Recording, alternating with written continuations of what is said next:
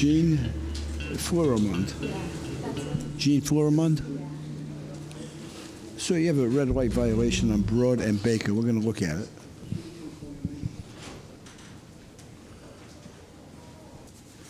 What do you want to tell me about this? I work for the post office, so I know a lot about safety. Safety depends on me, and I always try to make sure every time I step behind a vehicle to, you know, make it back home the same way I stepped inside of it. And I think that night I just got off the highway. I had my glasses inside my lunch bag in the case, so I didn't have my glasses on. And I remember working late that night. I think I worked at least 11 hours and 30-something minutes that day from being on my feet all day. So sometimes when I drive, my right foot gets a little, it can get a little, if you drive from long distance throughout the day, especially if you're driving consistently throughout the day for work, you know, you can get a little ankle ache every now and then, so. You had an ankle ache in your left foot? No, my right foot, my driving foot. Oh, your right foot? Huh? Yeah. So, because I go up and down stairs every day. So that's all I do is just deliver mail every day for 10 hours on a day-to-day basis. My intention was to stop. I just didn't stop in time. All right. I'm going to look at the video again. Okay. Inspector Quinn.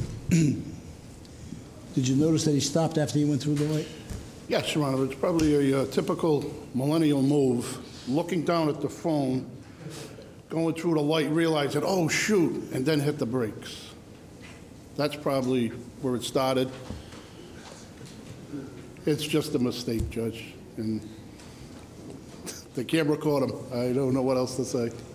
What do you have to say about Inspector Quinn's presuming that you were looking down at your cell phone? I say you're 99.9 right, if anything. Wow. Could you say that again, please, so everyone could hear it? But you were looking down at your cell phone?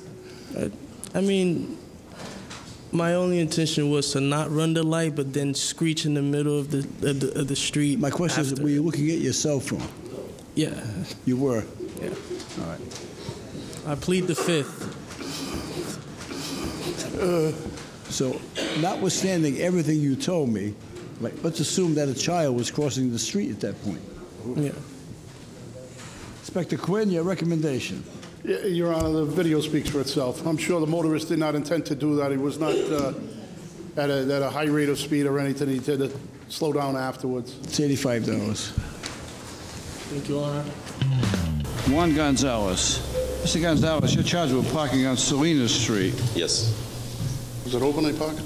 No, parking in a prohibited area on Salinas Street. I always park there. I even have a picture of my landlord's daughter who her husband parks show it like to that. Show it to Inspector Quinn. The question is whether or not there was a sign that says no parking. No, there's no sign. Inside your pockets? Oh, yeah. Take your hands out of your pockets. Oh, my hands. Oh, sorry. Thank you. Is this your car? No. Oh, this is not your car. No, that's the landlord's daughter's car. Landlord's daughter? Yeah. Oh, the landlord's daughter is parked on the sidewalk. That's a $100 ticket. Well, You see that? Yeah, that's... Inside your pockets. it's a habit. I know. Let me explain something to you. You have to answer me. I'm not trying to embarrass you, but you have to answer this question for me, okay? Sure. You are charged with parking in a prohibited area, right? So you come to court, and I understand that, because if you feel as though you're right, you should come in and say, I'm right, okay? But you submit a photograph as evidence, right? Yeah, there's other ones yes, sir. too. Yeah. You submit a photograph as evidence, right? You submitted this photograph. Yes. All right. Now, you know that signs are usually on a pole that's 8 feet high, right? Yes. There's no signs though. I understand that. I understand that.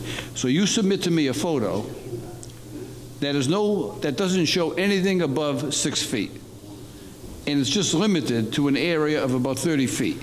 If there was a sign, would it be visible in this photograph? If there was? If there was, no. No. So why do you submit this photograph as your evidence? Because why don't you show me an area right, showing me where there's no poles and no signs. This has no significance at all. You're showing me a car parked on a sidewalk. There could be a sign on the pole that says no parking. You're here for no parking. You're not here to show me a picture of somebody else parked on the sidewalk. I didn't know, like, this is my first time doing this, getting a ticket. So I wouldn't know about where to take a picture at. I'm not trying to trick you or embarrass you. It's to me, I'm saying you take all morning, you come into court, you say, I'm going to try to convince the judge that I'm right, right? True. I'm going to show the judge that there's no sign that says I can't park there.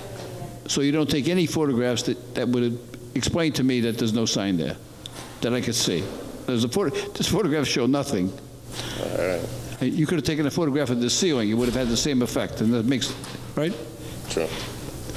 So I'm trying to educate you that in the unlikely event that you ever get another parking ticket, Yeah. right?